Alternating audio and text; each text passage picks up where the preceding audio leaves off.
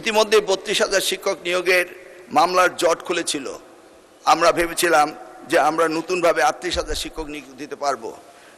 আবারও আরেকটি মামলা হয়েছে শিক্ষক নিয়োগের ক্ষেত্রে, বিলম্বিত হয়ে যাচ্ছে, সেজন্য আমরা দুঃখ প্রকাশ করছি।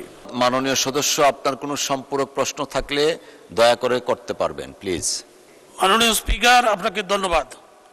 মাননীয় স্পিকার, আমার নির্বাচনী এলাকা ব্রাহ্মণবাড়িয়া 5 নবীনগর একটি বৃহৎ উপজেলা, 21টি ইউনিয়ন এবং একটি পৌরসভা নিয়ে আমাদের নির্বাচনী এলাকা গঠিত।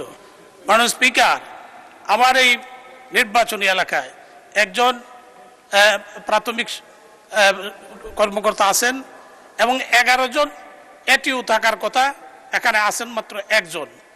এই অবস্থায় আমাদের নবীনগরে প্রাথমিক শিক্ষার ব্যাহত হচ্ছে। তাছাড়া আমাদের অনেকগুলি প্রাথমিক শিক্ষা ভবন জরাজীর্ণ এবং ঝুঁকিপূর্ণ। এই প্রাথমিক শিক্ষা ভবনগুলি রিপেয়ার করার জন্য প্রয়োজন, অথবা যে কোনো সময় যে কোনো দুর্ঘটনার সম্ভাবনা আছে।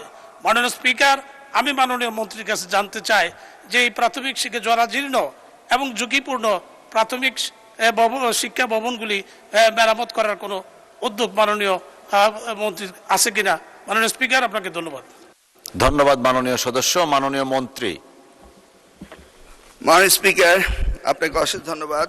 মাননীয় সংসদ সদস্য সর্বই ঠিকই বলেছেন।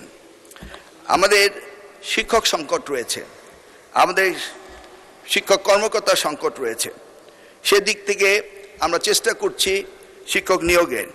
ইতিমধ্যে 32,000 শিক্ষক নিয়োগের মামলার জট খুলেছিল। আমরা ভেবেছিলাম যে আমরা নতুনভাবে 38,000 শিক্ষক নিয়োগ দিতে পারবো। আবারও আরেকটি মামলা হয়েছে শিক্ষক নিয়োগের ক্ষেত্রে, বিলম্বিত হয়ে যাচ্ছে, সেজন্য আমরা দুঃখ প্রকাশ করছি। এটি এই গত 4 মাসে হয়নি, গত 10 বছর ধরে এই শিক্ষক শর্টেজ ছিল বলে এই অবস্থাটি হয়েছে, এবং আমরা সেই জায়গায় উত্তরণের জন্য আপ্রাণ চেষ্টা চালিয়ে যাচ্ছি। আর দ্বিতীয় প্রশ্নটি ওনার হলো ভবন। যেই সমস্ত ভবনগুলো মেরামত করার যোগ্য, মেরামত করতে হবে, ঝুঁকিপূর্ণ যে ভবনগুলি রয়েছে সেগুলির তালিকা আমরা নির্ধারণ করছি এবং করে চলছি। এই নতুন বাজেটের থেকে আমরা কাজ শুরু করব। আমি আপনার মাধ্যমে মাননীয় সংসদ সদস্যকে আশ্বস্ত করতে চাই যে আপনার এলাকার জরাজীর্ণ স্কুলগুলোকে আমরা পুনরায় মেরামত এবং নতুন ভবন দেওয়ার ব্যবস্থা করব ইনশাআল্লাহ।